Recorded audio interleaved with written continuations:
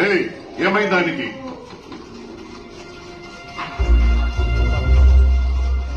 నీ ఆశయం కూడా నాదే. ఏమైంది? మన వాళ్ళంతా చనిపోయారు ప్రభు. అంటే అతను అక్కడికి వస్తాడని ఊహించలేదు ప్రభు. ఎవరు? ఎవరు? బాహుబలి.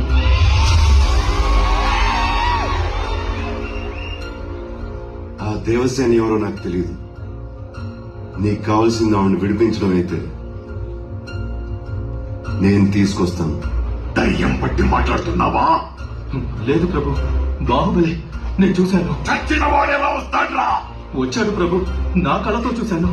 వాడు మన వాళ్ళందరినీ ఒంటి చేత్తో చంపేస్తుంటే ఆ నరసింహస్వామి స్వయంగా విచ్చేసినట్టు.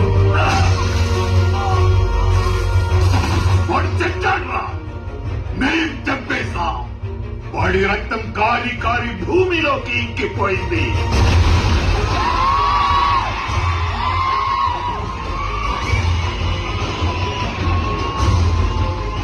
వాడి శరీరం మంటల్లో కాలి కాలి బూడిదైపోయింది.